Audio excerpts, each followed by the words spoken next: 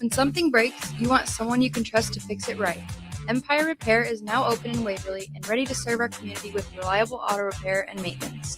From routine service to bigger repairs, our team is here to keep you on the road. Stop by Empire Repair in Waverly or call 402-786-2224 to schedule your service today. Empire Repair, proud to serve Waverly. Rico here with HIS Auto Care at 70th and Van Dorn, letting you know HIS is a great place to bring your vehicle for service. With superior service bumper to bumper, we'll treat your vehicle like it's your mother's. Doesn't get any better than that. So call 402-488-8934 and HIS Auto will make you glad you did. 5% off, mention this ad, and for sure your mother will be proud you called. 402-488-8934, HIS Auto Care, 70th and Van Dorn. God bless you. If you're seeking a career with a growing company, Gaina Trucking and Excavating is hiring and looking for additions to their team. Gaina Trucking has a strong team culture, competitive pay, 401ks, and benefits like health, dental, and vision. Drivers are guaranteed 40 hours per week, even in the winter months, and are home every night. Start your career today at Gaina Trucking and Excavating. Apply today at GainaTrucking.com. Now's the time to lock in the best deal of the year on a new John Deere sprayer during Landmark Implement's Sprayer Early Order Program. Leverage the industry's latest technology with See and Spray. Target weeds with precision and cut herbicide use. Utilize Exact Apply to save in chemical usage and prevent over-application. Don't forget, secure early order savings and get the sprayer that maximizes every pass. Visit your Landmark location for full details and experience the Landmark difference. This is Lincoln's home for sports talk on the FM dial. Also online at theticketfm.com. On the internet. KNTK FM Firth, 93.7 The Ticket. Rick Heyman here from Sartor Heyman Jewelers. I want to personally thank our great customers for voting us once again the best of Lincoln. At the same time, we're celebrating our 120th year in business in the great state of Nebraska. You can count on Sartor Heyman for the very best quality, value, and customer service. When it comes to your jewelry needs, visit us at South Point, Grand Island, and the Outlet in downtown Lincoln. Visit us today at sartorheyman.com, and thank you for your continued trust after all these years. Do you ever feel okay in your current job and profession, but wonder if there's a better company that can offer more? Vision Mechanical is now hiring for journeyman plumbers and HVAC service technicians. Vision Mechanical offers top-of-the-industry wages, 100% paid health, disability, and life insurance, 401k with employee match, and paid holidays and vacation. Vision Mechanical believes in craftsmanship, teamwork, and building a better future one project at a time. Apply today or learn more at visionmechanical.net or email Ron at vmech.net. This is the Adam Carriker Show. Position right of the quarterback, out of the shotgun, 1st and 20. Jailbreak screen in the air. It is tipped. It is intercepted by Carriker at the Missouri 21-yard line. Live from the heart of Lincoln, America, 8-year NFL vet and All-American defensive lineman Adam Carriker. Shotgun snap to Everett. He's got the left arm going, and now he's got a whole lot of Adam Carriker, who rips him down inside the 25-yard line. On 93.7 The Ticket and theticketfm.com. Here is your host, Adam Carriker. Welcome in, ladies and gentlemen, to the Adam Carriker Show here on 93.7 The Ticket. It is a special 2-hour edition on this glorious, beautiful Friday. Like, absolutely beautiful, glorious Friday on 93.7 The Ticket. I don't know if 2 hours is going to be able to contain everything we're going to talk about. We got reaction to the first round of the NFL draft. Where is Emmett Johnson going to go? Second round, Jake? You've said third round in the past, right? Consistently?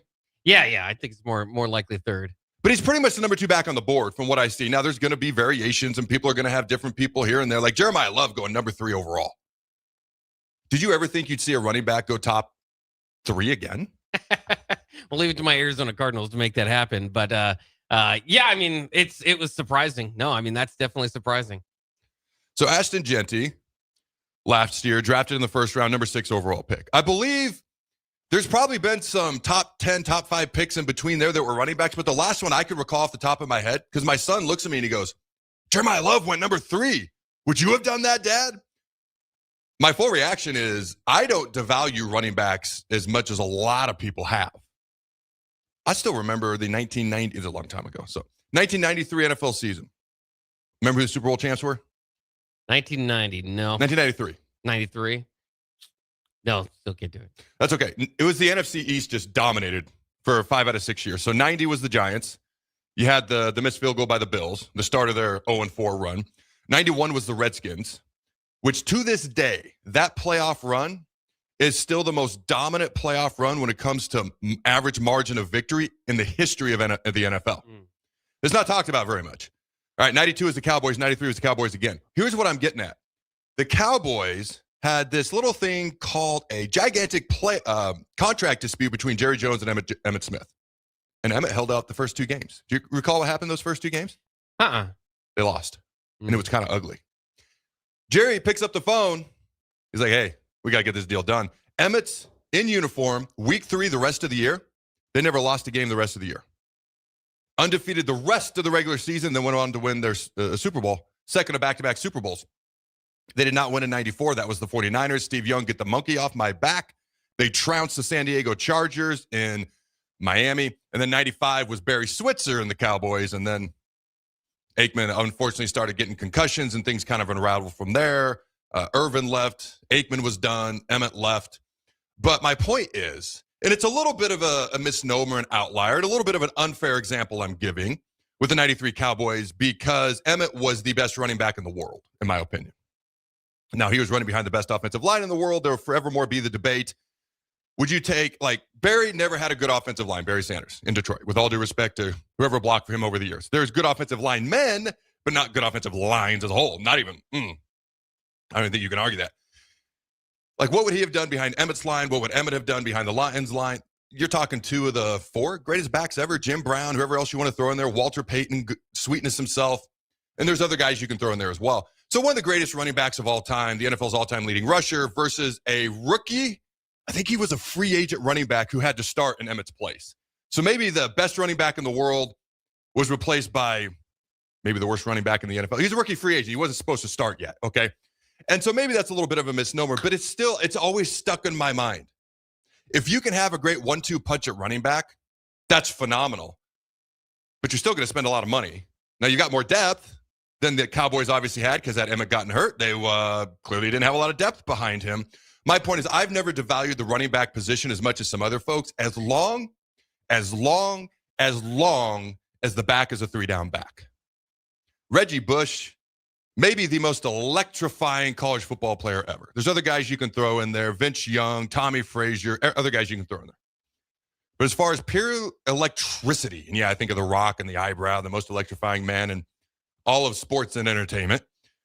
But to me, he was the most electrifying player I ever watched. Had a really good NFL career. I don't know that he quite lived up to exactly what he had hoped. He was a 3-down back, but if you remember the national championship game versus Texas, who'd they hand the ball off to on 4th and short when Texas stuffed him in the Rose Bowl? Do you remember? Yeah, Lindale White. So that's being one of the greatest backs ever, college football players ever. But with the national championship, 4th and short on the line, they gave it to somebody else. So as long as you're a full 3-down back, short yardage, 3rd down, now you're not going to be the best at everything, but that's one of the things I love about Emmitt. You could argue in short yardage situations, maybe not his strong suit, but 3rd down, catching the ball, 1st, 2nd down, I do know he's put on some weight and gotten stronger as he prepares for the draft. He's got a lot of years ahead of him to continue to do so. If you got a true 3-down back, like Jeremiah Love, like Ashton Genty, Emmitt Smith, and again, Emmitt's a bit of an outlier there, NFL's all-time leading rusher, I still put a lot of value on running backs. I also understand running back by committee and being able to rotate guys and this and that, which actually creates more depth because if your top guy gets hurt, and he's clearly your number 1 running back, then there's a gap there. That could be tough too. My point is, with Jeremiah Love going 3, I looked at Jacob and I said, if that's where they valued him, absolutely. Because I still place value on the running back position. And Jeremiah Love's a 3-down back with game-breaking speed. I still remember, and I've watched him play a bunch of games, I still remember the playoff game versus Indiana, the first ever college football playoff game. 98-yard touchdown down the left sideline. And that was when the game was over. It was halfway through the second quarter. But it put the game away. It was a spirit snapper for the Hoosiers, and it was a game-breaking play for Notre Dame. So Jeremiah Love going number 3. Former Indiana quarterback, Heisman Trophy winner Fernando Mendoza going number 1 to the Raiders. So we're going to talk about the draft. Man, that was a heck of an intro for the NFL draft. Yes. You're very good at that. I like that. Just little things here and there. I like that. The NFL draft. Is there too much negativity surrounding Nebraska football? And if you got something off the text line you want to send in, we got a whole bunch of other things as well. When is Emmett going to go? Did you say third round? I'm sorry, I asked earlier. I'm thinking third round. You're thinking third round?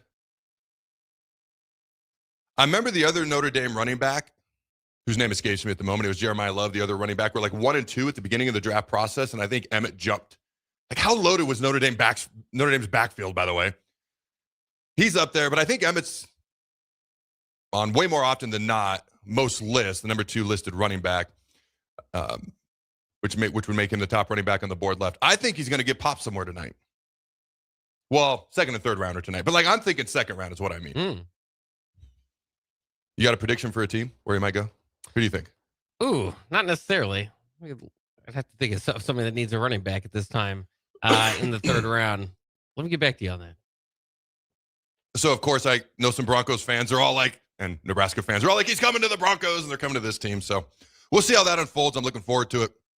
Let us know on the text line. What round, and if you want to throw in a team, probably not the Cardinals. I would assume not the Cardinals. Yeah, so you can eliminate one team. What round, and if you're so inclined, what team, but mostly what round do you think Emmett will be drafted in? Do you think there's any way he gets through tonight undrafted? Anyway. I do think it's possible.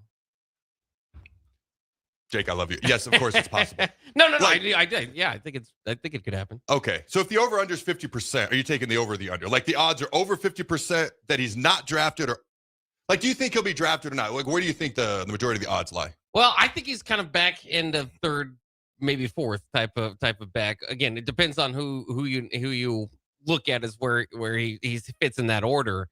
Jeremiah Love was the only one that was, hey, running back, come in and start, right? So, the needs and all that will play there. I think there's probably about as equal chance that, I'd go a little bit heavier that he does get drafted tonight, but maybe 55%. All right, so I pulled up one random board as far as running back rankings. They do not have Emmett. Yeah. Even top 2. They have Mike Washington, Arkansas running back, who, by the way, ran in the 4.3s in the 40-yard dash. Remember their quarterback? Like, set a combined record for quarterbacks 40-yard dash? Yeah. I watched a Gruden. What's that called? Where he brings the quarterbacks on and he, like, grills them. Gruden's Grinder. Yeah. And he flat out asked the guy. He's like 6'6", 235, running this 4.2, 4.3, 40. So this is what Gruden said. He goes, there's only one other guy I've ever seen in the NFL Combine at your height, your weight, and your size run that kind of 40. He goes, you know who it was? He doesn't know. So Gruden goes, Megatron, Calvin Johnson. Okay. And if you think about it, he's the only guy I can think of too. Now, maybe if I go back before I was born or whatever. By the way, he came out the year I was drafted. I was at that combine with him. He ran that 4.3 40-yard dash at 235 pounds, Megatron did, in borrowed cleats. Did you hear that story? Huh. It went around for a while, but it's obviously been a long time since I've been at the combine. And him too. He wasn't going to run. Some guys there were making fun of him, giving him crap. He's like the quietest, nicest guy ever. Basically said, I need cleats. And he goes and runs a 4.3 40-yard dash at, what was it, 6'5", 235 pounds. Look it up. He Google forgot it. to bring cleats to the combine? He wasn't going to run. Oh, he just wasn't going to run. Okay. Yeah.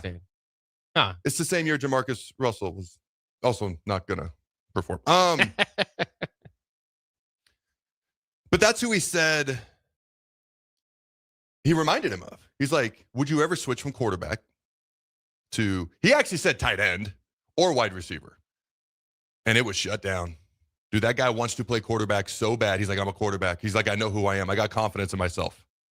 Let me ask you, because Tim Tebow late, and it's not like he didn't have success as an NFL quarterback, won a playoff game-winning, 70-yard touchdown pass versus the Steelers. Mile High Stadium went crazy. I was in Best Buy that night watching it on a TV that I did not buy. That's why I remember it so well. Oh, wow, was that about 10 years ago, something like that? Probably longer. Yeah, it's going to be longer now. But he eventually went to tight end because he wanted to play football. I wonder what would have happened had he done that sooner. Ironically enough, Dayton Raiola going to play tight end at Oregon. So I'm interested to see how that plays out. If you were in these guys' position, if you were 6'6", 230, 235, like Arkansas's quarterback, running a 4.2, 4.3 40, setting records, but you knew you loved quarterback and you had full confidence in your quarterback skill set, but everybody's telling you you're way better off over here. What would you do, Jake? I'm Jake. I'm genuinely curious. What would you do? It's tough. I mean, I think back to kind of Eric Crouch in that situation, right? I mean, he was kind of the same. Obviously, didn't have the height or anything, but that was what he was told is you got to move positions. He wanted to play quarterback. And if you're so like those guys, like a Tebow or a Crouch, was like, dude, I've won a Heisman. Like I'm pretty good at this thing. I can understand the fight there. But I mean, we have seen some good transitions from that spot, to play, wide out or tight end. I think I'd probably be just like those guys. It's like I let me try out quarterback first, and then if it kind of derails, then maybe I'll go a different route. I understand that. I respect that, and I'm not saying that's wrong. And that's what most guys are going to do because they're going to follow their heart, and they're going to. I mean, if you're going to play at that level, you got belief in yourself, so they're going to believe in themselves. Maybe it's different for me because I was a quarterback, and then my senior year, I played defensive end. And I switched. Well, it's a little bit of an inaccurate comparison because full disclosure, I had way more offers and I was way higher rated as a quarterback than a DN. Like I threw a baseball 95. I could throw a football 84 yards. Yes, 84. I never could get 85. Made me very mad because I did that like 3 different times, even here in one day in a boot in Memorial Stadium. Bill Bush has actually talked about that story. I about took out Barney Cotton. But anyways, I digress. My point is that like I could throw baseball, football, whatever the case may be, but I didn't like quarterback. So I switched to defense. So I guess it's not an accurate comparison because these guys love the position they're playing. I didn't love quarterback. I flat out looked at my high school coach. I'm like, I played football because I'd never played. Till later on, my dad wouldn't let me. Ironically, he was scared I'd get hurt. 10 surgeries later, he might have known something. But I go, Coach, if I'm going to throw something, I'm a pitcher in baseball. I didn't come play football so I could throw something. I played football so I could hit somebody and not get in trouble. Like, that's literally why I wanted to come play football. So my sophomore, junior year, I was starting quarterback. Going into my senior year, I finally said, I want to play defense. He goes, Adam, we still need a quarterback. Fine, I'll play quarterback. Like, what guy begrudgingly plays quarterback? That was me, begrudgingly playing quarterback so I could play defense. So I guess it's not a completely accurate comparison because I didn't want to play quarterback. And I just wanted to hit people. And also, I was lower rated as a defensive end because I played 0 snaps of defense in high school. 0. So my freshman year, let me see, quarterback. I was actually a linebacker. My sophomore year, they didn't want me playing defense in games because I was starting on varsity, so they had me go with safety in the defensive part of practice. Can you imagine? I wasn't this big, but my big butt running around with safeties in the defensive part of practice. And then I would start on Friday nights on offense. And then my junior, my coach was like, you're not playing defense at all. He's like, not at all. So the defensive part of practice, I became the scout team quarterback going against our first team defense. So going into my senior year, there was no film on me, no nothing. I really didn't know what I was doing on defense. So it's not apples to apples. It's more like watermelon to grapes, but it's still all fruit, Jake. So maybe it's different for me, but I've always thought, man, I was always raised, you do what the team asks. Like when St. Louis asked me to go to nose guard, one of my biggest regrets is I said yes. Now, could I have handled things better? Could I have played better? Did I actually win the Rookie of the Year award for my team, which was voted on by my peers? Yeah, but did it end up the way I exactly would have loved? No. I think part of that is I could have handled things better. Like I had a really good rookie year, really good. Injuries kind of crept in. I didn't love the position, so I didn't make the appropriate improvement from year 1 to year 2. And that affected me. Just full disclosure on all that. But when it comes to switching positions, I've always thought if the ceiling is higher, if I can make more money, if it's just obvious I can be really, really good over here, I've always been, you do what the team asks you, things of that nature. And in retrospect, maybe I should have been more selfish when the Rams brought me in my pre-draft visit. So if we move you to nose guard, will you play it? I immediately said yes, because I'd always been told you do what the team asks you. Like you don't speak unless spoken to if you're a young guy. You don't complain, you rub dirt on it, walk it off. That's how I was raised. Okay, I'm not saying it's right, not saying it's wrong. So I immediately said yes. To this day, one of the things I wish I would have said no to is I wish I would have said no to that. Also, I'll never forget going into my junior year of college. Bill Callahan sat me down. He said, we're going to change our defense. I'll never forget January, right before winter conditioning started, back after break. He explained to me all 11 positions on defense and what it was going to be. And he goes, what position do you think has the hardest job out of all 11? I said, that guy. What'd you call that? The base end? I go, that guy. He goes, that's you. So the base end always goes to the strong side. You're always just outside shade of the offensive tackle. Well, the strong side always has the tight end. So I always had the tight end to my side. So I was always just outside the tackle. I could never get wide. And I was always inside the tight end. The idea was that I would take on double teams and still be able to hopefully get a pass rush from that position. My junior and senior year, I did just fine. But I've always wondered, had I said no, what would have happened? Number one, he probably would have flipped out. And it probably is better I just said yes. But just for my own personal gratification, what if I'd have said no? Because we had a great defensive line both years. But the other end never had a tight end, always got to get wide and just shoot up the field. And he could use that. That was part of his skill set. And I was just like, It was funny because every time they would, we'd line up, hey, strong left. So if I'd line up on the left side with the tight end, and the tight end would go shift motion to the other side, I got to become the wide end, which was not very often. I could literally hear the other defensive ends just getting mad, because it's not the most easy thing in the world. And I don't blame him. I'm not knocking on him. There's certain times where I wish I would have said, those are the two, where I wish I would have said, maybe not. Now the Rams, maybe they don't draft me. By the way, the Rams were 13, the Steelers were 14. The Steelers told me that had they not taken you, we were taking you. I am a 3-4 defensive end. That's what I played in Washington. By the way, the Steelers won a Super Bowl 2 years later. Just okay. Doesn't bother me at all. Yeah. Callahan, I don't know, man. He might have flipped out on me. I don't know what would have happened there. The Rams just okay, maybe we don't draft you, but Callahan, I'm not going anywhere. I'm not transferring. So, and he obviously doesn't want to leave at that point. That didn't happen until about 4 years later. I don't know. That would have been interesting. So it's interesting when you're making these decisions, when you're that freakish of an athlete that you can get highly drafted at multiple positions. What a blessing. What a blessing. Any thoughts on any of that? Did you know any of that about me? I didn't plan on sharing any of that. You never know. Turn the mic on, glass shatters, and I just start having fun. No, that's very insightful. That's very interesting stuff. I like that, especially, especially with the Nebraska part, because you were so good your junior and senior year to think that there might be an opportunity for you to even get more of an opportunity. But, Big 12 Defensive Lineman of the Year, first-round draft. I think it worked out okay for you, that Nebraska decision at least. Yeah, it worked out all right. And I am going to brag on something because I don't hear this talked about enough. I hear a lot about Kevin Cosgrove and this and that. By the way, my senior year was 06. It was 07 when things got crazy, okay? Just going to point that out. Much love to everyone who ever represented the end, including the guys who played the next year. But a lot of people get that conflicted. No, we had enough issues of our own.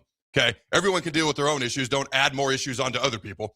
So it was really 07, but in 05, my junior year, we led the nation in sacks. 50, 51, 49. It was right around 50. We were number one in the nation in sacks. I think that's a perfect time to go to break. Yeah. What do you think? I love it. Don't go anywhere. We'll be right back. Are you looking for something different for lunch or dinner in Lincoln? Big 8 is now open at 1226 P Street, serving seafood boils and Asian cuisine. Get your hands messy with fresh, flavorful seafood boils, hot, cold, and made to share. Or enjoy classic Chinese and Asian dishes, perfect for lunch, dinner, or a night out with friends and family. Big flavors, generous portions, and a brand new dining experience. Big 8, now open in Lincoln. Anderson Ford in Lincoln has 2 convenient locations, which means 2 times the customer service, 2 times the inventory, and 2 times the ability to get you in the car of your dreams. Whether you visit us on the north side or the south side, you'll find more selection and a team that's always on your side. When you're looking for a better way to buy your next Ford, visit Anderson Ford in Lincoln, where exceptional service meets unbeatable selection. At Parkview Animal Hospital in Lincoln, it's not just their professional care that sets them apart, but their warm staff and state-of-the-art facilities. Whether it's for a routine checkup or a comprehensive medical procedure, at Parkview, your pet isn't just another number, but a valued member of their caring family. Visit them at pahlincoln.com today and in person just south of 14th and Pine Lake Road. Parkview Animal Hospital, your pet, their passion for happier, healthier, furry friends. Are you looking for a place to host company get-togethers, team meetings, or group events? Back 9 Golf in South Lincoln is the perfect place to host your gathering with private bays available to meet with clients while you swing the sticks and improve your game. Back 9 Golf offers traditional golf opportunities while also providing fun games and activities for non-traditional golfers on their top-of-the-line full-swing simulators. Learn about their corporate memberships today and gather your favorite groups together at Back 9 Golf in South Lincoln, just off of 14th and Pine Lake Road. 93.7 The Ticket, Fox, KFXL weather. Brought to you by Bryant Air Conditioning, Heating, Electrical, and Plumbing. You're looking for a forecast for today. We'll see lots of sunshine with light winds. An afternoon high near 71. Tonight, increasing cloud cover with light winds, a low around 44. And tomorrow, a chance of showers throughout the day. Otherwise, mainly cloudy and breezy, a high near 69. I'm meteorologist Kyle Carriker for 93.7 The Ticket and theticketfm.com. Now's the time to lock in the best deal of the year on a new John Deere sprayer during Landmark Implement's Sprayer Early Order Program. Leverage the industry's latest technology with See and Spray. Target weeds with precision and cut herbicide use. Utilize Exact Apply to save in chemical usage and prevent over-application. Don't forget, secure early order savings and get the sprayer that maximizes every pass. Visit your Landmark location for full details and experience the Landmark difference. Hey there, this is Paul Scheel, owner of High Electric. I want to thank our friends and loyal customers and introduce High Electric to those looking for a new electrician. We've been serving the Lincoln and Omaha area for over 30 years, from design to install, upgrades, and repair. If you are a homeowner or a small business needing some electrical work, call us at 402-466-6606 or check us out at hyelectric.com. We look forward to hearing from you. Hi, Sean Callahan here for Koppel Chevrolet GMC. And wow, what a great spring it has been here. We've had record sales happening at Koppel. And to show our appreciation, Koppel is giving out employee pricing on select new models. Yes, you heard that right. Employee pricing is happening right now at Koppel on select new models. So please stop on in the store and see the team or check us out online at koppelcars.com. You'll be glad you did. Some rebates to dealer. Wow, I have never seen you work out this much. Gotta get in shape. New game. Must play. New game? Yeah. Nebraska Lottery's new game. Millionaire for life. $1 million a year. For life. Wow, that's incredible. I better get in shape too. Can I borrow those 5-pound weights when you're done? Yeah, sure. Play Millionaire for Life. Just $5 and drawings every day. Top prize odds 1 in 22 million. Have you been looking for home technology upgrades but don't know where to turn? Online information can be contradicting and confusing. Lincoln's own experts at Diode Technologies can turn your living room into the place to watch your favorite sports. Whatever your vision is, Diode Tech is ready to make it a reality. From home theaters to outdoor entertainment spaces, they bring you along through the entire process to make sure you get exactly what you want. If you're ready to upgrade your entertainment space, visit Diode Tech online at diodetech.net or give them a call at 402-793-5124. If you're seeking a career with a growing company, Gaina Trucking and Excavating is hiring and looking for additions to their team. Gaina Trucking has a strong team culture, competitive pay, 401ks, and benefits like health, dental, and vision. Drivers are guaranteed 40 hours per week, even in the winter months, and are home every night. Start your career today at Gaina Trucking and Excavating. Apply today at gainatrucking.com. When something breaks, you want someone you can trust to fix it right. Empire Repair is now open in Waverly and ready to serve our community with reliable auto repair and maintenance. From routine service to bigger repairs, our team is here to keep you on the road. Stop by Empire Repair in Waverly or call 402-786-2224 to schedule your service today. Empire Repair, proud to serve Waverly. 93.7 The Ticket, Fox, KFXL weather. Sponsored by John Henry's Plumbing, Heating, and Air Conditioning. Your Lincoln forecast for today. We'll see lots of sunshine with light winds. An afternoon high near 71. Tonight, increasing cloud cover with light winds, a low around 44. And tomorrow, a chance of showers throughout the day. Otherwise, mainly cloudy and breezy, a high near 69. I'm meteorologist Kyle Carriker for 93.7 The Ticket and theticketfm.com. 93.7 The Ticket is Lincoln's home for Kansas City Royals baseball in 2026. Catch all the action as Bobby Witt Jr., Salvador Perez, Vinny Pasquantino, and a pitching rotation led by Cole Reagans try to lead the Royals back to the postseason. That's Kansas City Royals baseball all summer long. On the air in Lincoln at 93.7 The Ticket. Zach Bryan with Heaven on Tour. Poison myself again. Something in the orange tells me you'll never come. Saturday, April 25th, Memorial Stadium. I wish I didn't, but I do. With special guests, Kings of Leon and J.R. Carroll. Tickets are on sale now at ZachBryan.com. I think I heard you coming. Don't miss Zach Bryan live. When tacos and quesadillas join forces at Amigos, something seriously delicious happens. Quesadilla tacos. Crispy on the outside, gooey on the inside, folded taco style, and stuffed with bold seasoned flavor. It's like your favorite quesadilla and taco teamed up for the ultimate spring fling. With Tex-Mex, chicken, supreme, or steak, Amigos has a quesadilla taco for everyone. So hurry in. This tasty collab is here for a limited time only. Get the ultimate flavor fusion with quesadilla tacos at Amigos. When the weather heats up, cool down with Amigos' new frosted lemonades and limeades. Icy, fruity, and oh so refreshing. Start with a zesty lemonade or limeade base. Then choose blue raz, cherry, or strawberry to create your personalized flavor mix. Amigos tops it all with a swirl of frosty vanilla ice cream. Whether you're soaking up the sun or just need a cool pick-me-up, these frosty delights are summer in a glass. Chill out with a frosted lemonade at Amigos. This is the Adam Carriker Show on 93.7 The Ticket and theticketfm.com. All right, ladies and gentlemen, I shared way too much in that first segment. Is there anything off the text line there, Jake? No, I like that. I thought this was a pretty good response to your question. It says 1508 says, how much of the negativity around Nebraska football is us being a below average program right now, but Matt Rule talking everywhere and going everywhere? So, I mean, that's absolutely one way that folks look at it. I think there's a couple ways to look at it. I think fans have been so patient for so long. And the expectation is they're going to be there. They're always going to be there. Sean Callahan made a great point this week. In fact, I actually have the quote here. So he said it to me, and then he said it on an interview here with Early Break as well.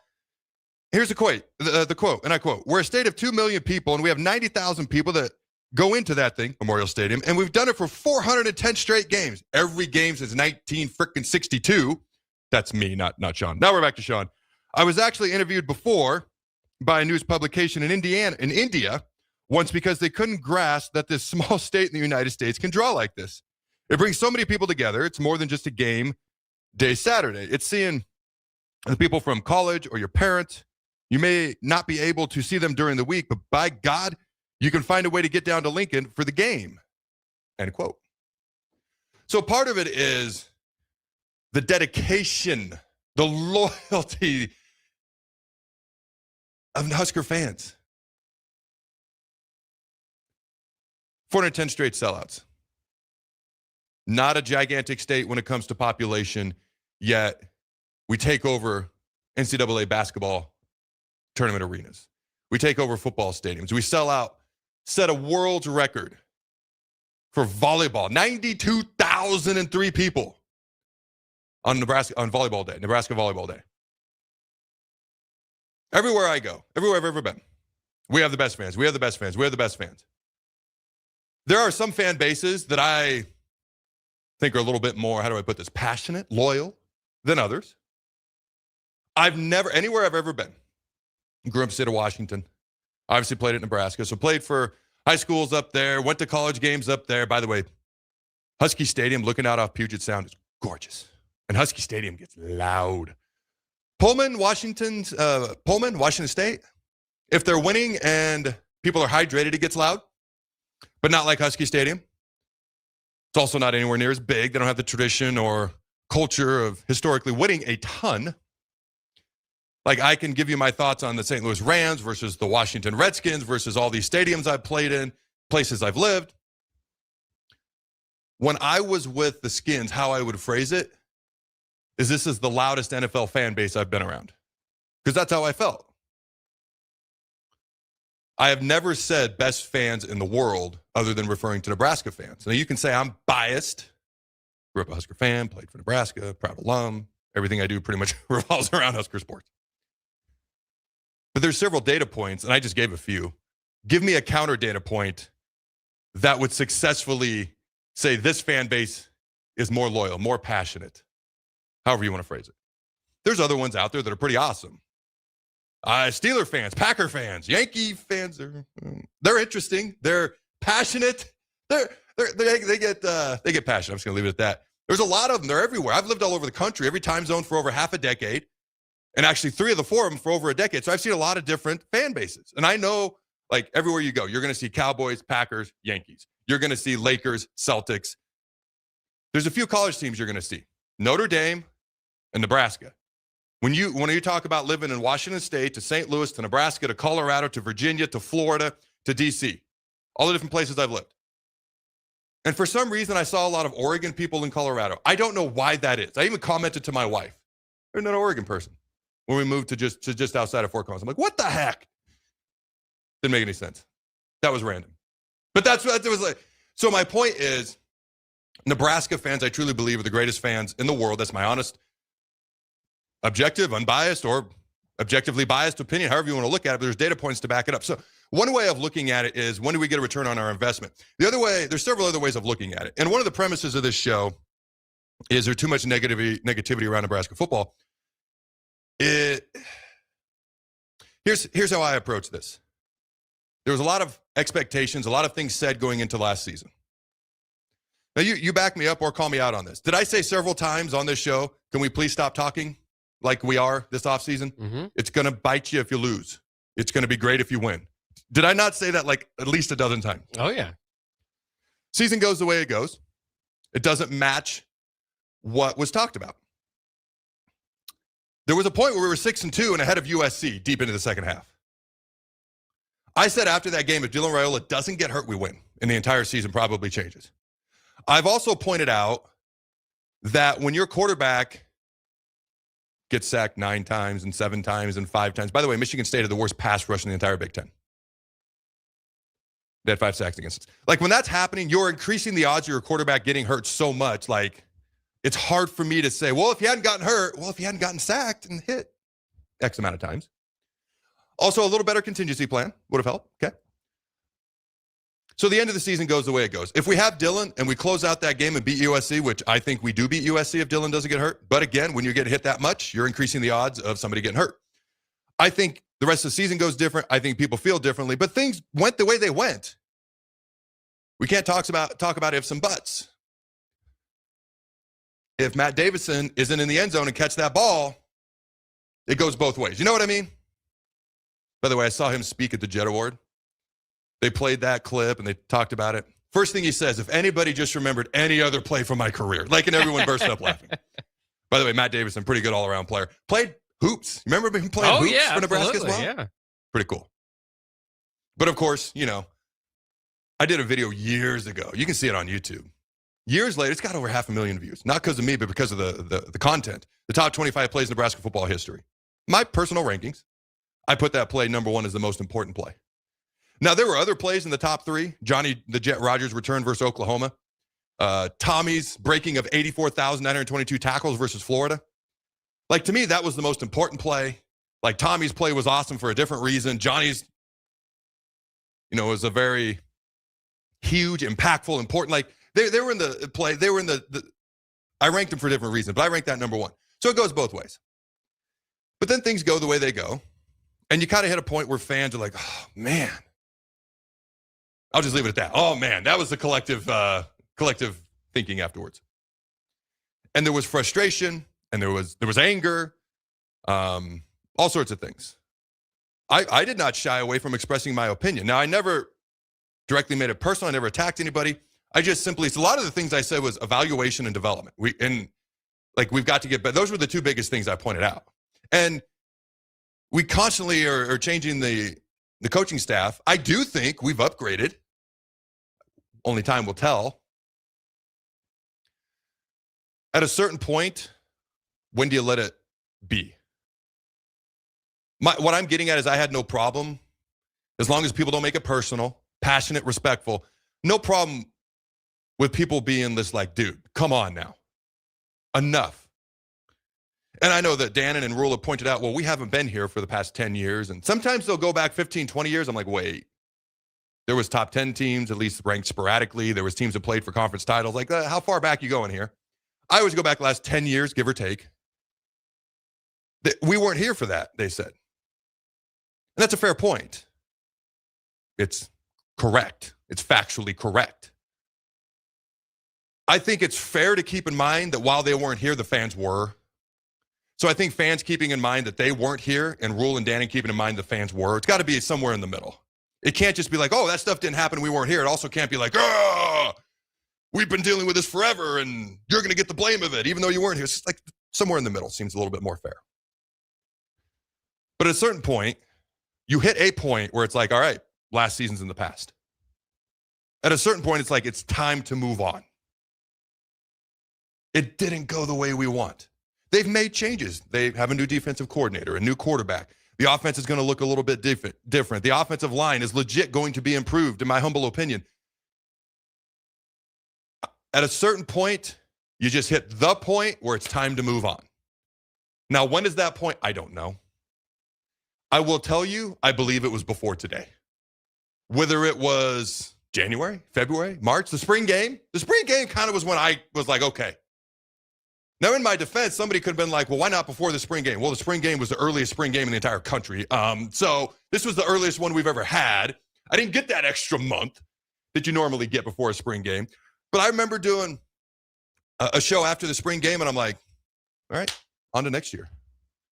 And granted, I wasn't going through practices and meetings like the players and coaches were. Like, they're on to next year, and they've been on to next year, probably since the first day of winter conditioning. They haven't forgotten about last year, and they want to learn from it, get better. But for me, that was kind of for me when I was like, all right, on to next year. Like, we've hit a point where it's enough. It's time to talk about next year. So is there too much negativity around Nebraska football? I think the reaction to a degree was justified. Some people went a little far. Some people made it personal. Some people did. You know, everyone's different, to each their own. I just passionate, respectful, never personal. And I've always had the attitude, if somebody takes it personal, okay, well, that's your choice. Because I'm not going to make it personal. But from the spring game for me until now and going into next year, it's like, all right, we don't need, like, there's nothing wrong with saying, hey, this is what didn't go well in November. This is what they're trying to address and improve. But from a negativity standpoint, if it persists going forward, then there's too much negativity. A certain amount of accountability can potentially breed necessary improvements, adjustments, and dare I say motivation. So hopefully accountability bred, I know they tried to make improvements and adjustments, but motivation and overall improvements in the team as a whole going forward. I think going forward, it's like, yeah, enough's enough. We've hit that point where there's a point where enough is enough. I hit that point, whatever the spring game was about a month ago, maybe a little bit longer than that. And so that's kind of how I view it. There were some folks who maybe took it too far in the moment, some folks who didn't, some folks who maybe received it the right way, some folks who maybe took it too personally. But at a certain point, if it just keeps lingering on, then the negativity is too much.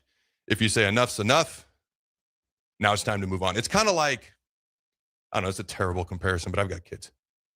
This is a terrible comparison. That's all I can think of because I got kids. If a kid messes up and you ground them for a week, do you then say, all right, 6 more months?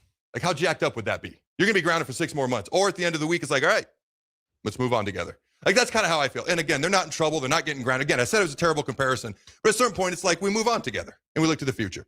I know we got to go to break. What are your thoughts before we go to break, Jake? Yeah, it's interesting. Certainly. I mean, you can, and I think it's almost weird because the success of the other programs has kind of started the conversation because it's always a turning point of, well, if they're doing it, why isn't football doing it? It is one of the oddest things, covering this team that it's been around for a while is that they did. I mean, they've had their best 2 regular seasons in the last couple of years, than they had in the last decade. And it just doesn't feel that way. Of course, a lot of that goes to the blowouts at the end of last year. But I think it's just like Nebraska fans have been through so much. It's hard to sell us a bill of goods at this point. And so after you get blown out in those games and there's a lot of turnover on the coaches, I mean, there's legitimate reasons to be like, is this going anywhere? Is there a long-term plan? Like, what is the focus here? It seems like we're shifting our identity here quite a bit. But I thought about that last night when Keelan Rutledge and Chris Johnson were picked back-to-back. And as a Husker fan, you got to go, well, we got the offensive line coach from this guy. We got the defensive coordinator from this guy, first-round picks. This is great. And then I just kind of thought back to Mark Whipple and Kenny Pickett. And it was like, we've just been through every sort of which way of like, this is going to be great because of that. And bringing in, and it's just to sell it at this point. At some point, win a big game on the field. And that's when the positivity, I think, can kind of come back overflowingly. And it will when Nebraska does. So many phenomenal points. All right. If you got a response, let us know your response on the text line. What's that number, Jake? 402-464-5685.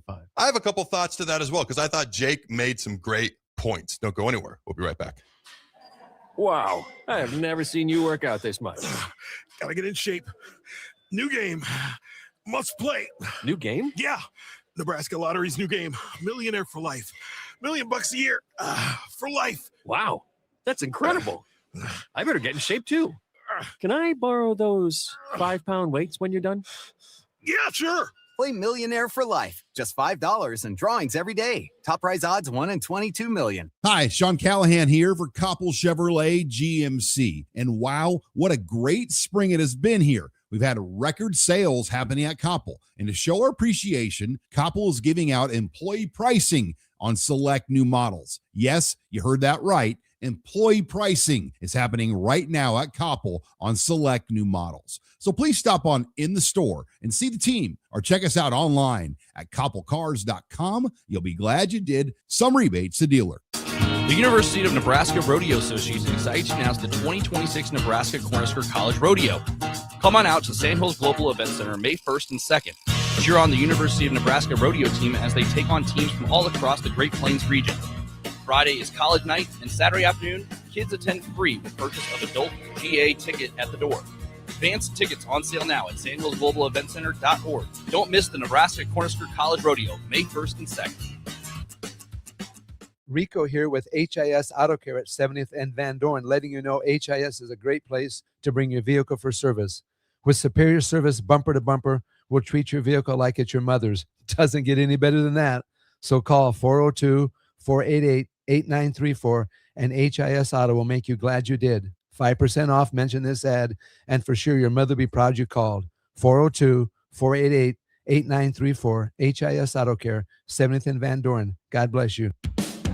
Hey there, this is Paul Scheel, owner of High Electric.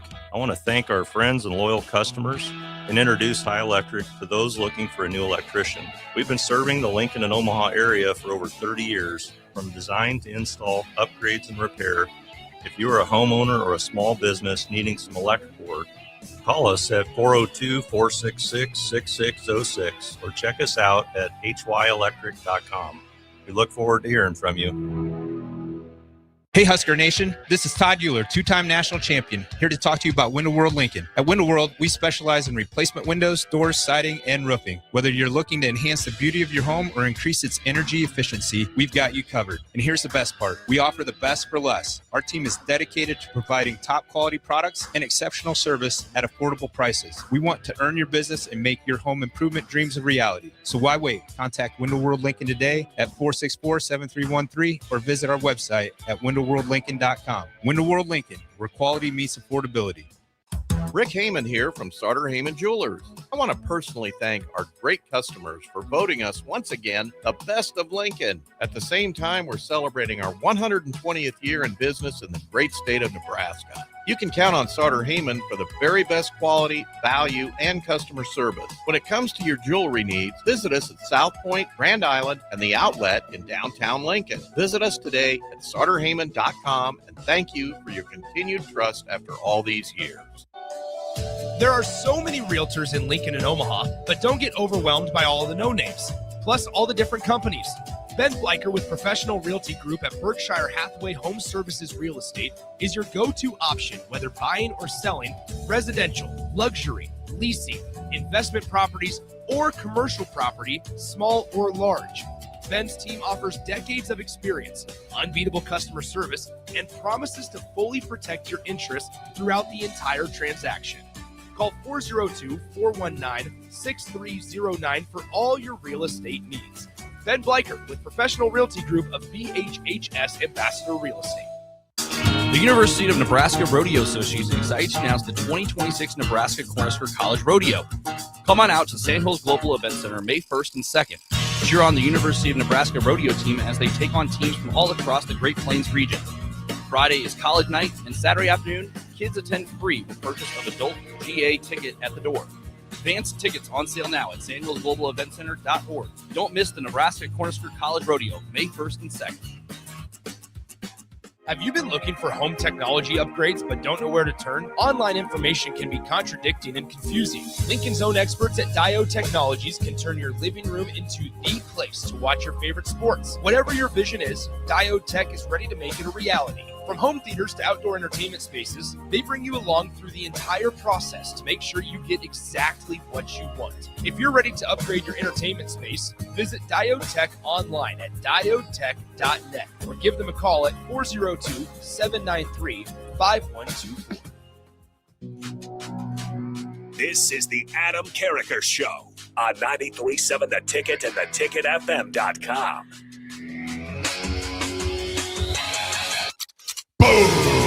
Welcome back, ladies and gentlemen, the Adam Carriker Show here on 93.7 The Ticket. Jay, give a quick synopsis, because you already said it, but for those who maybe are just tuning in, quick synopsis of what you said right before we went to break.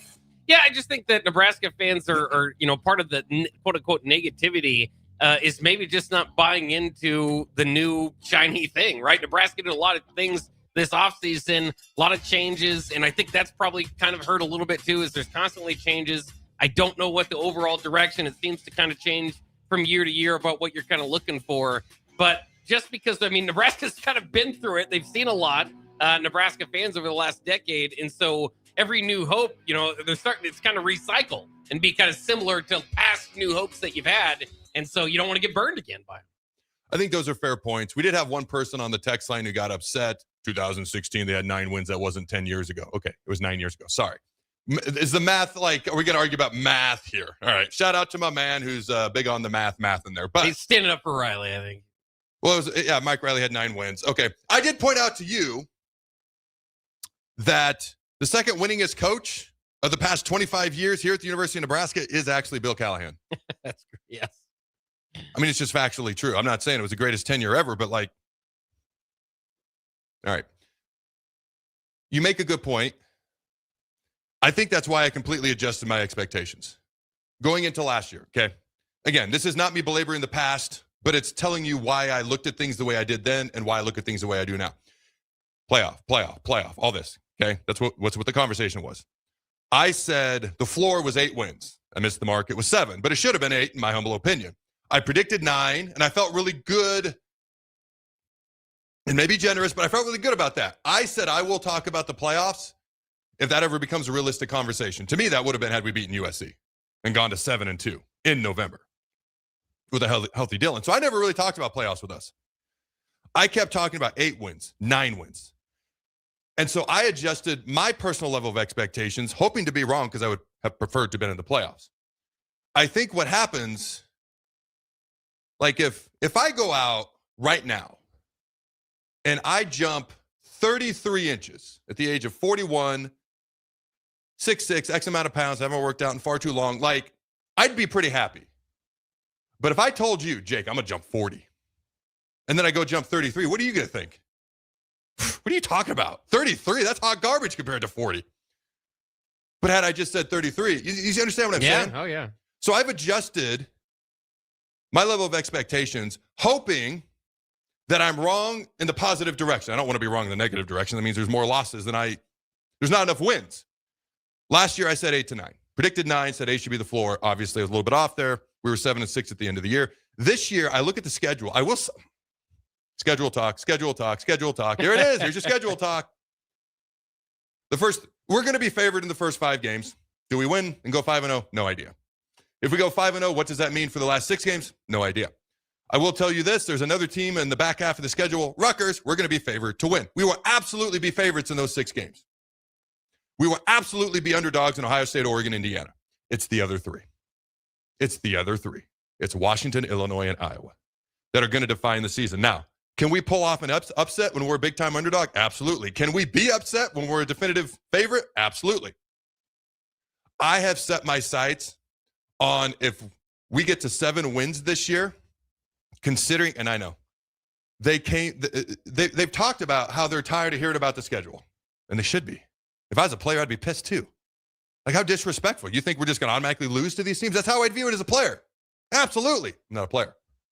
I look at it from a different perspective. Someone who roots for them, wants them to win, but it's a different perspective. I can't go out there and make an impact.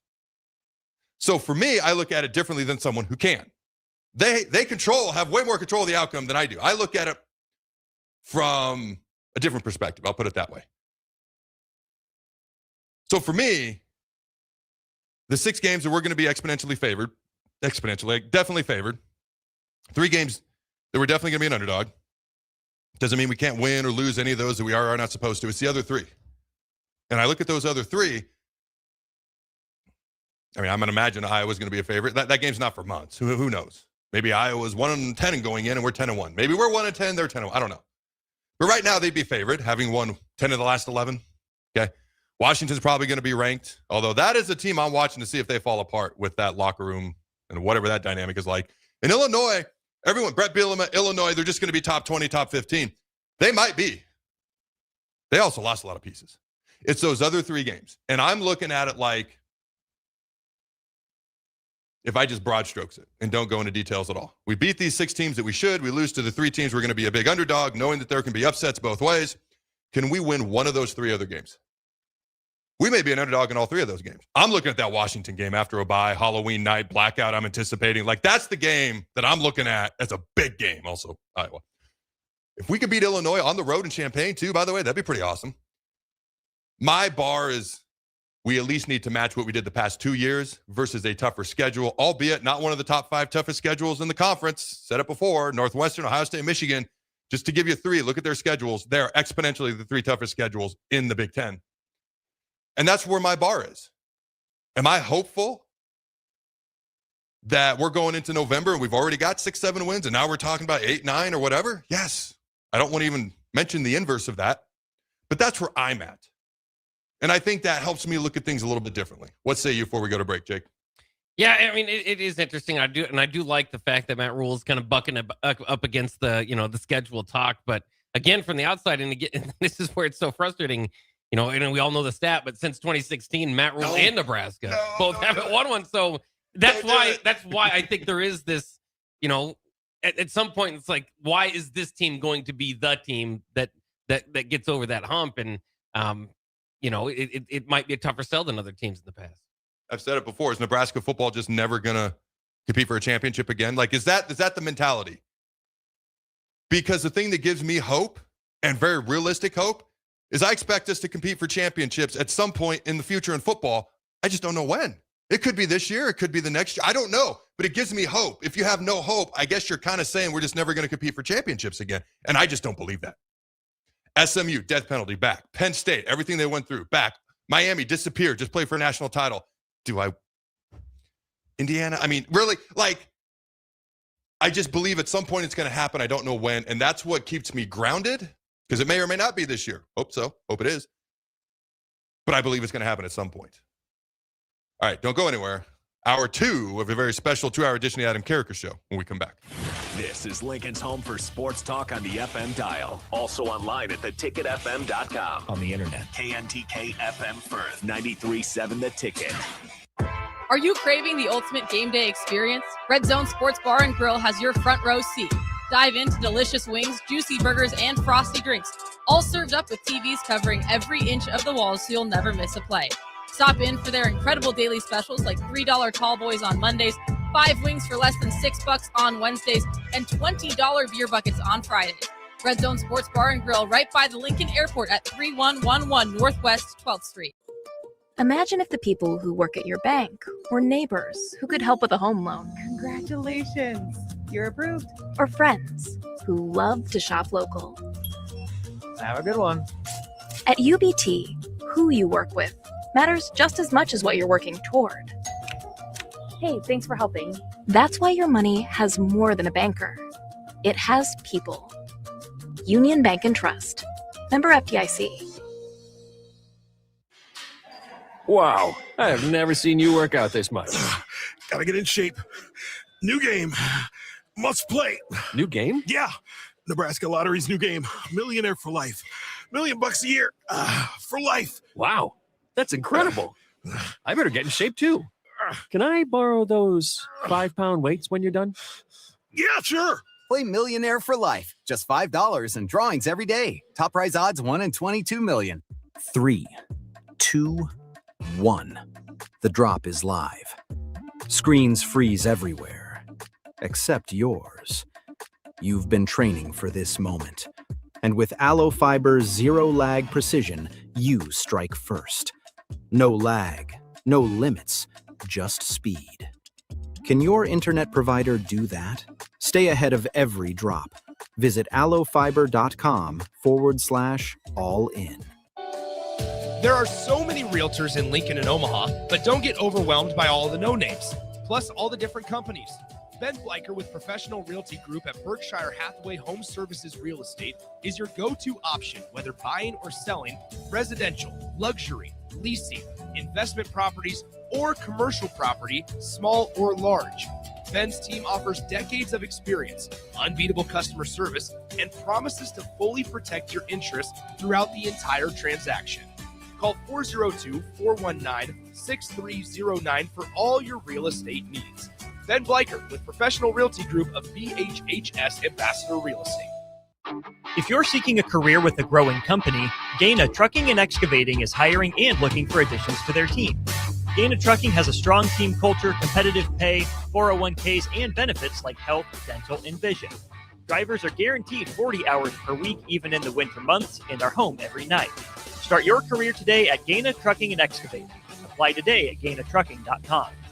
When you were a kid, clubs were cool. Robotics club and space club and stuff like that. But what do adults get? Book clubs and quilting clubs? Nah, forget that. How about margarita clubs and old-fashioned clubs? Get to Upside Bar and Lounge for the best clubs in town. Try all 10 varieties of Upside margaritas or old fashions and take home a free souvenir glass. Grab the whole crew and pair it with taco night on Mondays or whiskey Wednesdays. Upside Bar and Lounge at 29th and Pine Lake.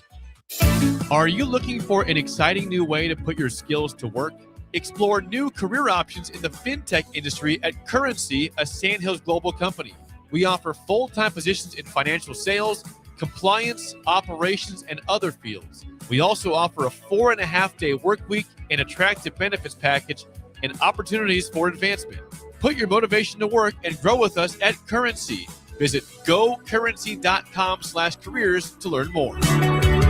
At Parkview Animal Hospital in Lincoln, it's not just their professional care that sets them apart, but their warm staff and state-of-the-art facilities. Whether it's for a routine checkup or a comprehensive medical procedure, at Parkview, your pet isn't just another number, but a valued member of their caring family. Visit them at PAHLincoln.com today and in person just south of 14th and Pine Lake Road. Parkview Animal Hospital, your pet, their passion for happier, healthier, furry friends.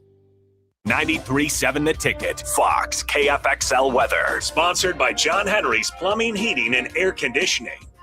Your Lincoln forecast for today. We'll see lots of sunshine with light winds and an afternoon high near 71. Tonight, increasing cloud cover with light winds, a low around 44. And tomorrow, a chance of showers throughout the day. Otherwise, mainly cloudy and breezy, a high near 69. I'm meteorologist Kyle Carriker for 93.7 The Ticket and theticketfm.com. This is the Adam Carriker Show. Position right of the quarterback, out of the shotgun, 1st and 20. Jailbreak screen in the air. It is tipped. It is intercepted by Carriker at the Missouri 21-yard line. Live from the heart of Lincoln, America, 8-year NFL vet and All-American defensive lineman Adam Carriker. Shotgun snap to Everett. He's got the left arm going, and now he's got a whole lot of Adam Carriker who rips him down inside the 25-yard line. On 93.7 The Ticket and theticketfm.com. Here is your host, Adam Carriker. Welcome back, ladies and gentlemen, to hour 2, numero dos of the Adam Carriker Show here on 93.7 The Ticket. We're talking realistic expectations for the Huskers. Too much negativity around Nebraska football? Question mark. Did we put a button on the negativity thing? Like, basically, I was like, fine, be passionate, be loud. I mean, my gosh, as loyal as Husker fans are, as much investment as they put in emotionally, monetarily, over time, I think you're allowed to have a response. Never make it personal. Always keep it respectful. But for me, at a certain point, it was like, all right, yeah, we can reference what happened last year as long as we're talking about what's different next year. But we hit a point where it's time to move on to next year. I hit that point really at the spring game for me. And I don't know. Do you have anything else to add to that? And then we can get back to the schedulable talk if you want. Yeah, no, I was refreshing. It was refreshing when they started practice for me too. It was kind of like, okay, we can bury that into the season, which again, I don't think there's anything you could do about if you get blown out your final 3 games, you're not going to have momentum going into the next season. That's going to be kind of where you kind of sit. And so that's what you have to sit in it, right? You're in trouble. You have to sit in it for all off season. And so that's just kind of where they're at. There are some thoughts here on the text line in here on YouTube. I want to get your thoughts on Game Dog's been talking with us on YouTube all day long. He says, Adam, you have no idea if Nebraska will be the favorite on the road versus Michigan State. In fact, I think Sparty will be a slight favorite. He goes on to say same thing, kind of similar things about Rutgers, Washington, and Iowa. Well, first of all, I appreciate all the texts. I'm glad you're passionately joining in. You read me the whole comment during the commercial break, and my immediate response was, so I can't speak confidently, but you can speak in absolutes. Like, you don't know if they're going to be favored, but this other team's going to be favored. Like, what? How's that go? You're right. I don't exactly know what's going to happen. Maybe somebody has a injury one way or the other. Who knows what's going to happen? It's wildly unpredictable as we sit here. Is it May yet? Is it still April? Still April. My birthday is May 6th. What are you getting me, by the way? Oh, I didn't know that. Big fat present. I'm expecting it, Jake. No, I'm just kidding. I always keep an eye on May for obvious reasons. So we're not quite within a week yet, but just to put that out there, Jake. Okay, May 6th. As we sit here in April, no, we don't know what's going to happen. But I'm going to tell you right now, if you think Michigan State's going to be favored over Nebraska, okay, then to each their own. Like, Nebraska will better be 3-0 at that point. Like, my goodness, that non-conference schedule better be 3-0. And if Michigan State's 3-0, the benefit of the doubt is going to be given to the team that didn't have a really bad season last year with a brand new coach in his first year. So, but you never know. It's a fair point with Washington, with all these other teams. That's even more unpredictable. They may be favored coming in here. If we were to play week 1, which we don't, but if we were to play Washington week 1, they'd absolutely be favored. We're going to have a lot of opportunities, by the way, because you mentioned, not being uber successful against ranked teams for a while now. We're going to have at least 5, if not 6 opportunities to be a ranked team this year. Do you think we will? I think we'll have about 5 opportunities. No, do you think that's not what I asked. Oh, I thought that's what you were asking. You know what I asked. Will we beat one? Again, it's hard to, I think that's, again, just a big part of it is right now, if I had to bet, no. It's to the point, and we do this. I've been here all along. I've been making predictions since 2016 about Nebraska football games, and it's tough. You don't want to pick against the home team, but at a certain point, it's like you got to prove us. You got to prove me that it can happen. To your point, it will happen at some point. But is my belief system that Nebraska's going to go in these top? It's both. It's not just Nebraska. It's Matt Rule has not beat a team since 2016. Granted, he played in the NFL or was coaching the NFL for a few years, but.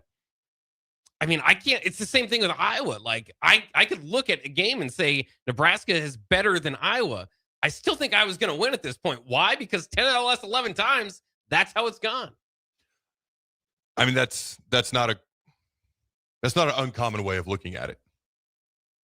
And over time, I can't blame people if they happen to arrive at that conclusion at all. I think if we get, let's say, 5 cracks at a ranked team, there's realistically 6 teams that have a chance of being ranked when we play them this year. Let's say 5 of them are ranked. I think we get 1 ranked win. I think we get 1. I do. I hope of the 6 games that I'm expecting us to win, the inverse doesn't happen, and we don't get upset. I had this screenshot from someone sent me a thing on TikTok. Mike, that's all it says, just Mike. Well, that's the only thing on the name. My opinion is Husker. Oh, I did read this, but I forgot what it said because it was like 2 breaks ago. My opinion is Husker fans are spoiled. In the 90s and even with Frank and Bo later, nothing is going to make them happy. Always crying. What are your thoughts on Mike's comment? Well, I mean, I think that yeah, it have been spoiled for decades under Tom Osborne and obviously Bob Devaney before him. And I think that there was this belief, and I was part of the generation. I thought it was my birthright that Nebraska was going to win 9 games year in and year out, and that's how it was for my childhood and going into. That's what was so shocking when Frank Solich goes 7-7, right? And so. Yeah, I mean, I think they get spoiled, and then, I mean, it's hard to argue when you specifically bring up Frank and Bo, who got fired off of 9-win seasons. That's very spoiled. By the way, that 9-win season ended up being a 10-win season because we beat Michigan State in the bowl game, 17-3, Yeah.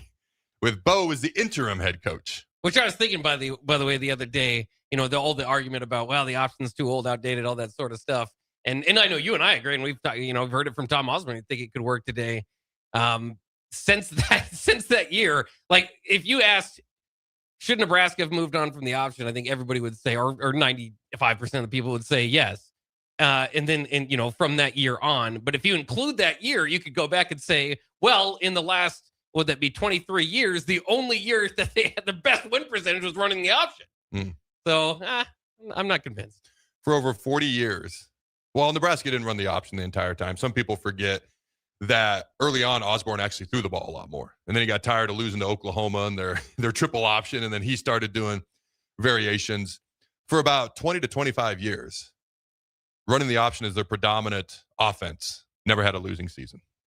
The 7-7 season you referenced, that's not a losing season. That's a 500 season. Never had that's the only one that was under 9 wins during that entire time frame, by the way. College football evolves and changes over time. I've just always had the mindset that it could still work.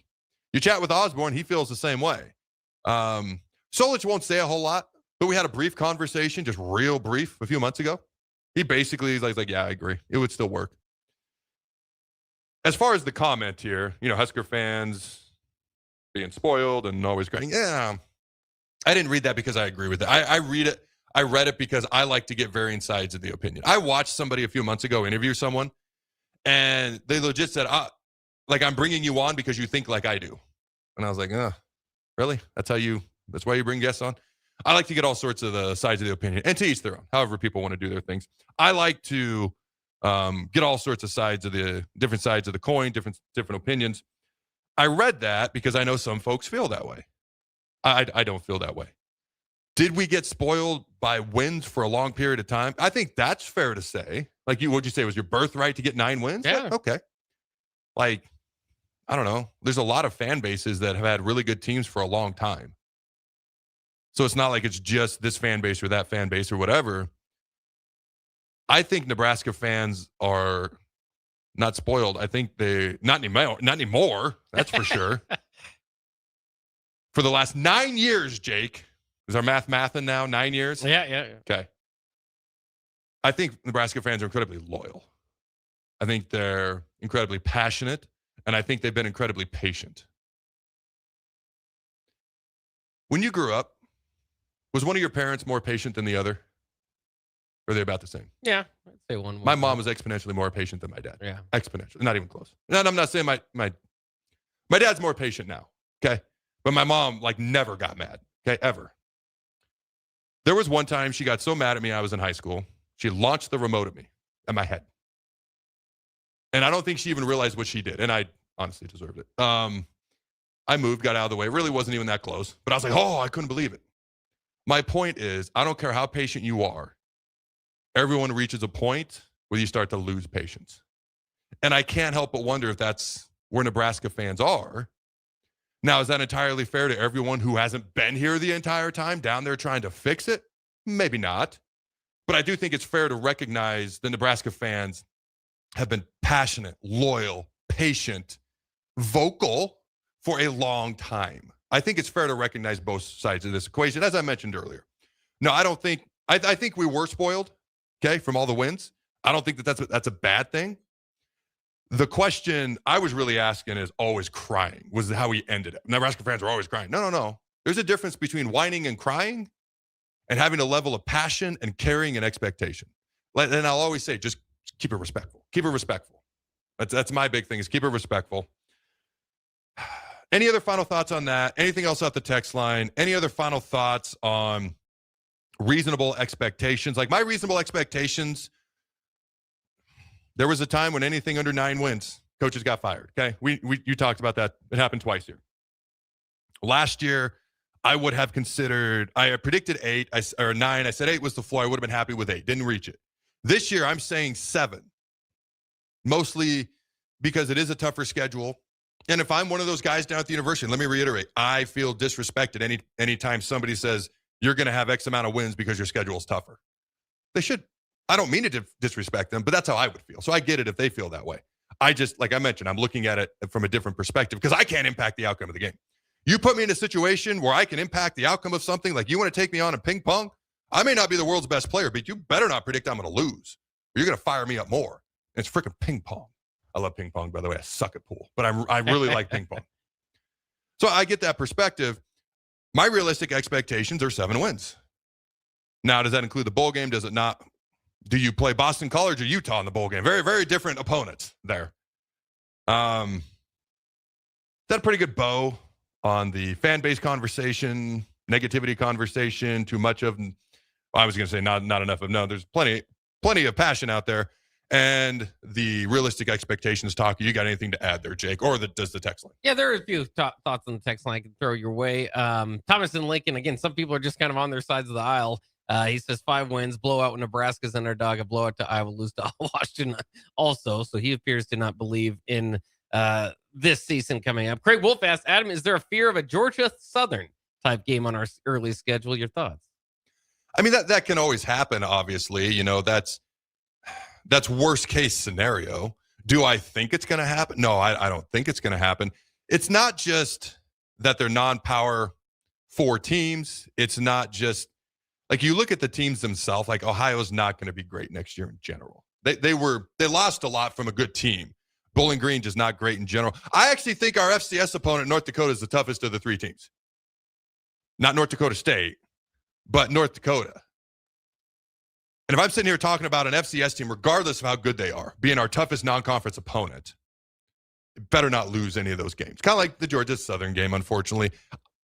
Is there the word that I'm stuck on is fear. Is there a fear? No, there's not a fear. Is there a possibility? Yes. Do I expect it? No. You look at Michigan State, you look at Maryland, games 4 and 5. I don't know, man. Pat Fitzgerald's a good coach. Maybe Michigan State comes out rolling. I don't know. He's a really good coach. He did so much more with so much less at Northwestern. They'd never won a bowl game. Never won a bowl game until he was their head coach. I still remember laying in bed New Year's Day. I think it was a Gator Bowl. I can't remember. Watching, I mean, it was like 2015, 12, 13, 14. Northwestern winning their first ever bowl game. I was like, what? I knew it probably wasn't a lot, but they had 0 until now. So who knows? Maybe he gets them rolling. The odds are against that.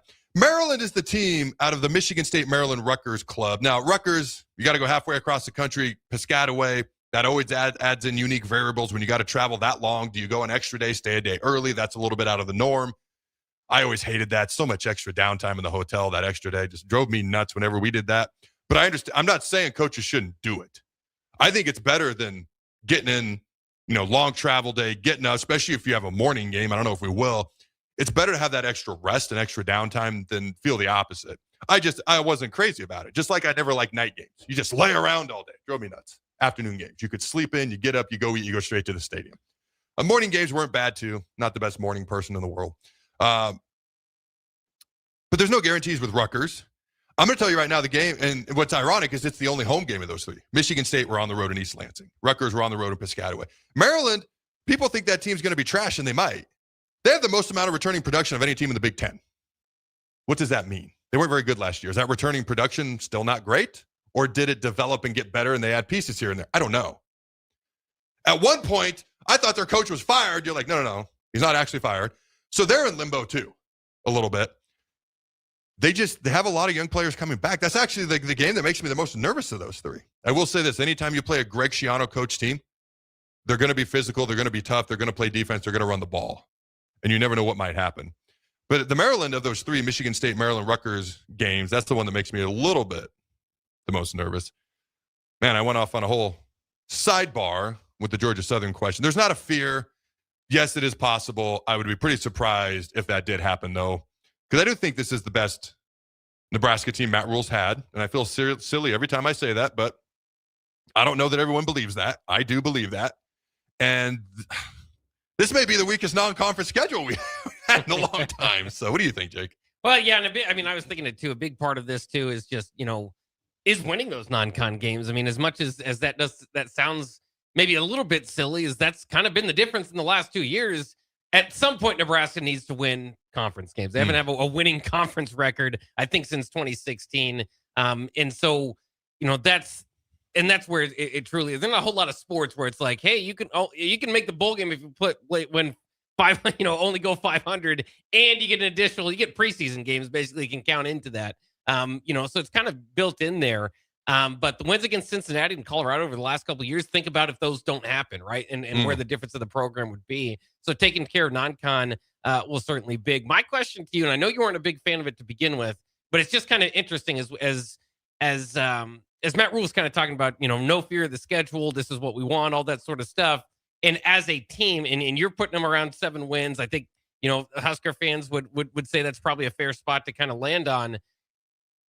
Do you want to hear about a goal of the playoffs? Shouldn't every team's goal still be the playoffs? But when we get to Big Ten Media Days, would that be something that kind of would bother you if they do speak on that? Because I know you talked about it earlier. You didn't realistically talk about it, but that's got to be every team's goal going into the season, right?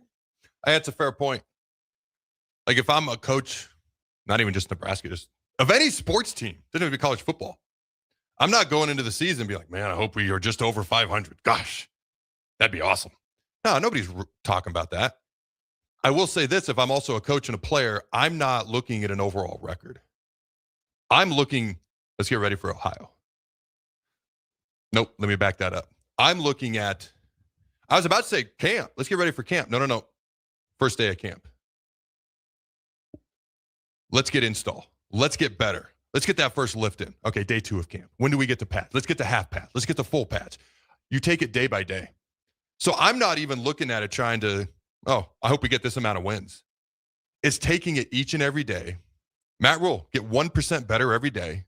That adds up quickly, by the way. And I'm taking it day by day, we get better and better, but day by day, week by week, game by game. So if I'm truly looking at it from their perspective, I'm not even looking at it like that as a whole. The farthest I would possibly look ahead is Ohio. Now, I will tell you, if I'm a starter, because this was my attitude as a starter, with all due respect to Ohio, if we're playing a team like Ohio, my goal isn't to win the game, not to cover this. I rarely knew the spread when we played. My goal is that in the middle of the third quarter, I'm sitting and all the backups are in. That's how I would judge success those first 3 opponents, with all due respect. Like if I hadn't been on the bench by the time the fourth quarter rolled around against respective teams like this, I was like, we didn't play well. So that's how I would look at it if I'm from their perspective. Well, I'm not looking at being on the bench. I'm looking at being on the bench the whole entire game, Jake. So I can't even, now we look at it from a completely different perspective. We tend to look at things, and it's more fun to do. Let's be honest. It's fun to do a record prediction and go game by game, and what do we think is going to happen in April. But I don't know. It's just kind of how I look at it. If I'm in their shoes, I look at it completely different. That makes sense. That answer your question? Yeah. Get more of a game by game. And that's what I think that's probably the best way to do it. Maybe learning from last season is, of course, our goal is the playoffs, but like let's keep that maybe more internal. Everybody knows that, right? Yeah. And maybe more talk about next game up. Like you do. I'm not saying you can't have your season goals. Like I guarantee there were certain Nebraska teams in the past. Like it was like, all right, beat Oklahoma back when that was the big rivalry game, and win the Big 8 or the Big 12, and then play for a national championship. Like I guarantee you have your season goals, just like you have your long-term goals, but you still have to beat Kansas and Kansas State and Colorado and all those other teams in the way, and you got to take it game by game. So, all right, ladies and gentlemen, should we talk a little bit of, what do you want to talk about in the next segment? I got some ideas. What do you want to talk about? Well, I mean, we could go back to the draft or. That's what I was thinking, yeah. draft? Yeah. All right, don't go anywhere. We come back. First round of the draft, reaction. Also, where's Emmett going? Or when is Emmett going? Don't go anywhere. We'll be right back. Wow, I have never seen you work out this much. Gotta get in shape. New game. Must play. New game? Yeah. Nebraska Lottery's new game. Millionaire for Life. $1,000,000 a year for life. Wow, that's incredible. I better get in shape too. Can I borrow those 5-pound weights when you're done? Yeah, sure. Play Millionaire for Life. Just $5 and drawings every day. Top prize odds 1 in 22 million. Big value and big flavor meet at Wings and Rings thanks to the all-new Delicious Duo Combo. This is the one you've been waiting for. Get one half-sized appetizer and 2 entrees with a side for only $19.99. Bring a friend for the best deal in town on any day of the week, during game time, or whenever the heck you want. Their made-to-order wings and chicken sandwiches are waiting for you at their 68th and O and 40th and Old Cheney locations. Stop by Wings and Rings and celebrate every day with the best meal deal in town. There are so many realtors in Lincoln and Omaha, but don't get overwhelmed by all the no-names, plus all the different companies. Ben Bleicher with Professional Realty Group at Berkshire Hathaway Home Services Real Estate is your go-to option, whether buying or selling residential, luxury, leasing, investment properties, or commercial property, small or large. Ben's team offers decades of experience, unbeatable customer service, and promises to fully protect your interests throughout the entire transaction.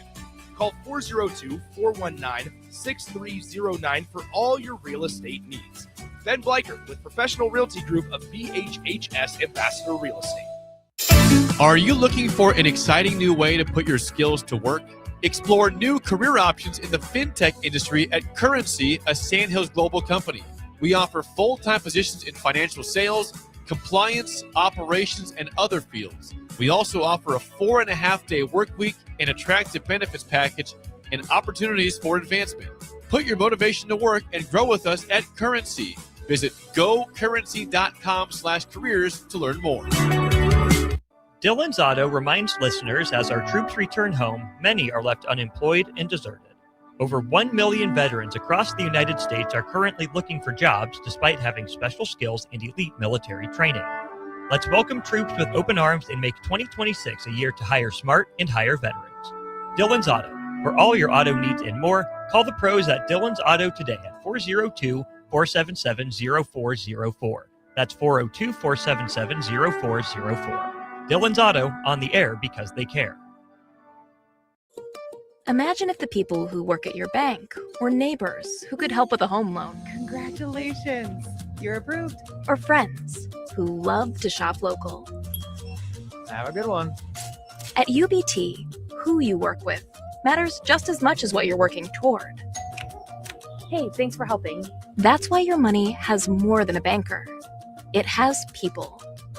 Union Bank and Trust. Member FDIC. You can buy a mower just about anywhere, but at Acres, it's more than a mower. It's professionally set up before it leaves the lot. It's 0% for up to 48 months on select John Deere residential mowers. And it's a full-service department standing behind you. From lawn tractors to zero turns, we carry the lineup and support it for the long haul. This spring, make it more than a mower. Make it Acres. Offer ends April 30th. Subject to approved credit. See dealer for details. MWR, a local company of Lincoln, is proud to announce they are able to offer their own post-frame building packages in metal to anyone desiring a building, whether you're a contractor or a DIYer. They can install your building as always, and they offer multiple different rib profiles and loads of color options, including the wood grain metal at great competitive prices. You can inquire at mwrbuildingandfence.com or just draw your desired building and submit it in their contact us page, and they'll get back to you. Call MWR today at 402-540-8966. Hey everyone, it's Brie Marie. Join me and James Rowland every Sunday night at 7 p.m. from April through August for the Finish Line. We'll do laps around the headlines in dirt track racing, let the rubber meet the road for NASCAR news, and talk with special guests, including your favorite local drivers and racing personalities. That's the Finish Line, Sunday at 7 p.m. all summer long on 93.7 The Ticket. Nutrition Authority presents Fusion 30, an ultra premium protein ideal for anyone wanting to look, feel, and perform their best. Fusion 30 can only be found at Nutrition Authority. Stop in today for a free sample, visit with a certified nutritionist, and get better than internet pricing. For store info, visit mynutritionauthority.com. Are you looking for something different for lunch or dinner in Lincoln? Big 8 is now open at 1226 P Street, serving seafood boils and Asian cuisine. Get your hands messy with fresh, flavorful seafood boils, hot, cold, and made to share. Or enjoy classic Chinese and Asian dishes, perfect for lunch, dinner, or a night out with friends and family. Big flavors, generous portions, and a brand new dining experience. Big 8, now open in Lincoln. Hey there, this is Paul Scheel, owner of High Electric. I want to thank our friends and loyal customers and introduce High Electric to those looking for a new electrician. We've been serving the Lincoln and Omaha area for over 30 years, from design to install, upgrades, and repair. If you are a homeowner or a small business needing some electrical work, call us at 402-466-6606 or check us out at hyelectric.com. We look forward to hearing from you. The University of Nebraska Rodeo Association excites you to announce the 2026 Nebraska Cornhusker College Rodeo. Come on out to Sandhills Global Event Center May 1st and 2nd. Cheer on the University of Nebraska Rodeo team as they take on teams from all across the Great Plains region. Friday is college night, and Saturday afternoon, kids attend free with purchase of adult GA ticket at the door. Advance tickets on sale now at sandhillsglobaleventcenter.org. Don't miss the Nebraska Cornhusker College Rodeo, May 1st and 2nd. This is the Adam Carriker Show on 93.7 The Ticket and theticketfm.com. Welcome back, ladies and gentlemen, to the Adam Carriker Show here on 93.7 The Ticket. I haven't been over to the camp in a while. It's cool if I shout out the camp real quick, Jake. Yeah. All right. Second annual Carriker Chronicles Youth Football Camp. Pretty cool event. All right. We're expecting, 300 plus kids there, K through 8th graders, boys through girls. Parents hung out last year. They had a blast. Coaches had a blast. And this year we'll feature Tom Osborne's going to be our guest speaker, Heisman Trophy winner Eric Crouch, Nebraska Football Hall of Famer, national champ Terrell Farley, University of Nebraska Associate Athletic Director, national champ, Nebraska Football Hall of Famer legend Brendan Stye. I'll be wandering around for some reason as well. The ticket will be on site. Had a blast last year. It's going to be July 8th this year. If you want to learn more and to register, go to carrikerchronicles.com. Again, learn more and to register, if you're so inclined, to carrikerchronicles.com. The draft. Fernando Mendoza goes number 1 to the Raiders.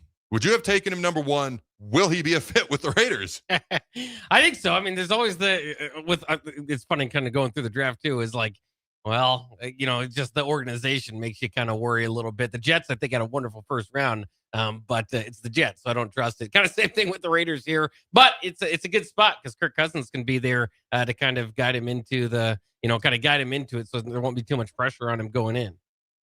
Well, the Jets had the number 2 pick. They took, Texas Tech D-lines last year was ridiculous. They took Texas Tech edge rusher David Bailey. Jeremiah Love, we mentioned, top running back off the board.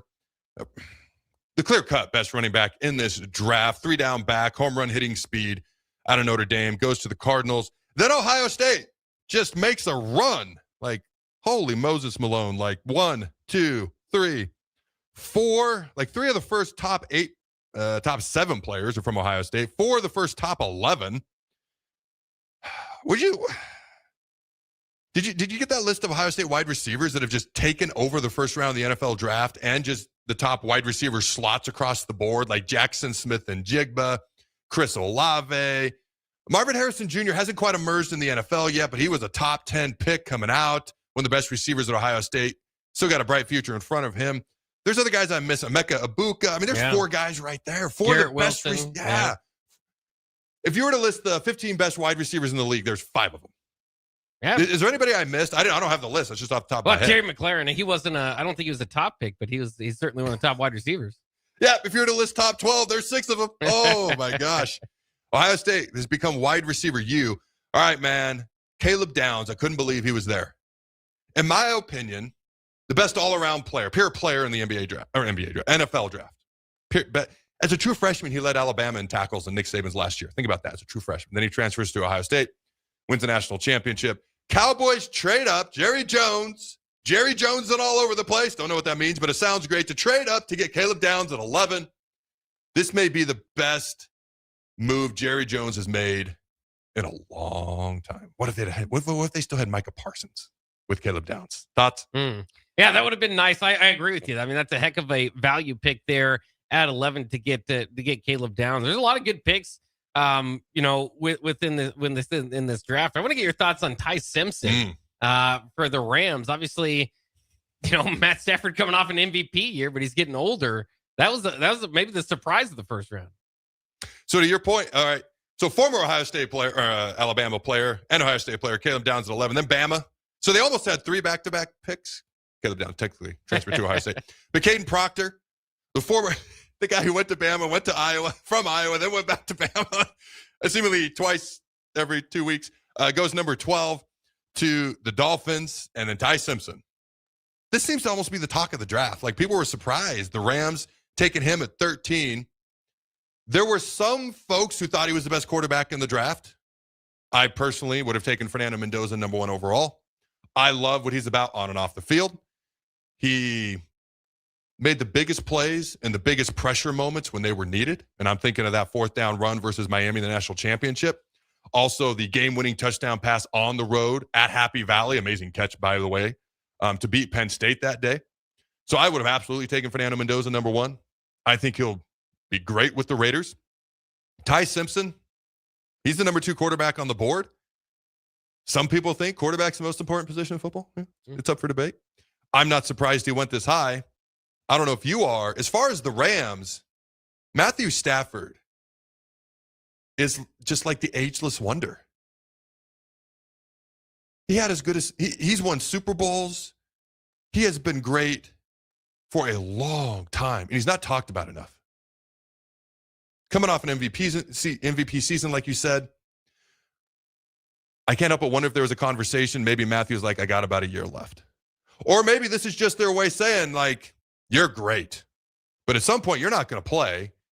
And if you decide to just up and retire one day, we can't be left holding the bag.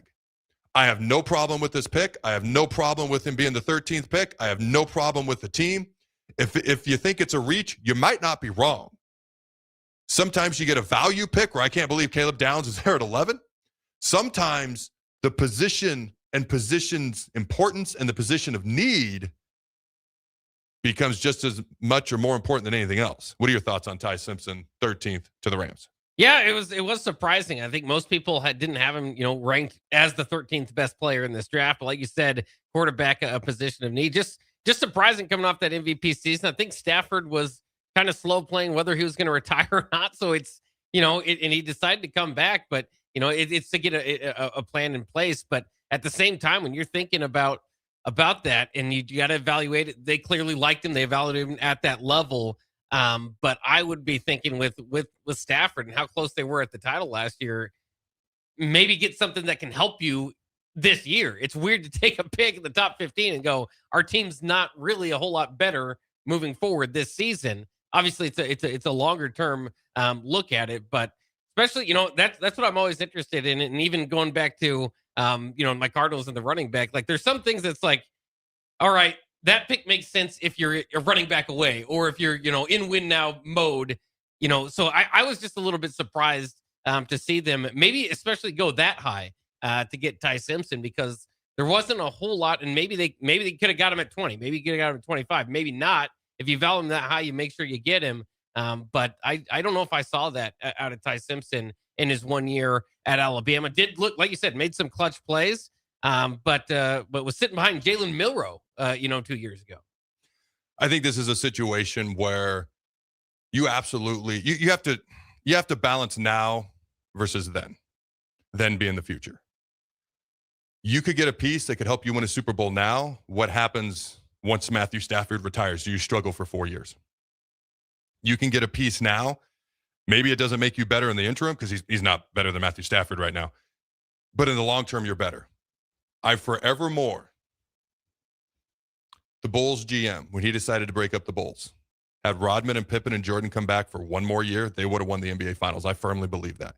And they would have stunk for the next 5 to 10 years. You know, the funny thing was, they stunk for the next 5 to 10 years anyways. Might as well won that title. What do you think before we go to break? No, that's a good point. Yeah, I mean, I think it's interesting. We'll see. I always love the second round of the draft. Looking forward to that tonight because, they run through their resumes and stuff like that. And in the way that they do it, and just because of how good these players are, even though if it's not a great, as far as depth draft, it's like you could be convinced a lot of these guys could be top 15 picks. And then, of course, as these careers play out, a lot of them will be Pro Bowlers. So huge and earned Pro Bowlers, not not what we saw from Deion Sun last year. But he went there. So yeah, it's a big night. We could be seeing some. You mentioned Super Bowl.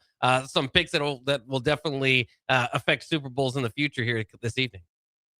I can't believe the Browns haven't retired his number yet. Like, what are they waiting on? know. By the way, about the worst thing to ever happen to Shedeur, I think, honestly. I think it really, probably not his decision, probably his dad's, but that's part of what made it not a great decision. All right, final prediction. I have Emmett going second round. What say you? I'm going to stick with my third round. All right. Have a glorious weekend. Bach in the black shirt. When we return, go Big Red. And always remember to throw the buttons.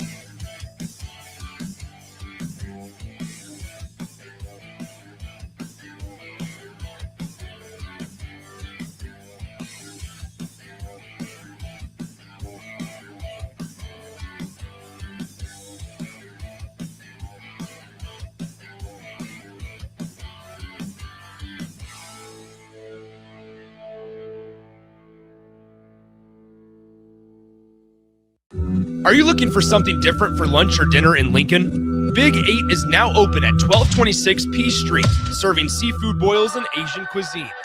Get your hands messy with fresh, flavorful seafood boils, hot, cold, and made to share. Or enjoy classic Chinese and Asian dishes, perfect for lunch, dinner, or a night out with friends and family. Big flavors, generous portions, and a brand new dining experience. Big 8, now open in Lincoln. Dillon's Auto reminds listeners as our troops return home, many are left unemployed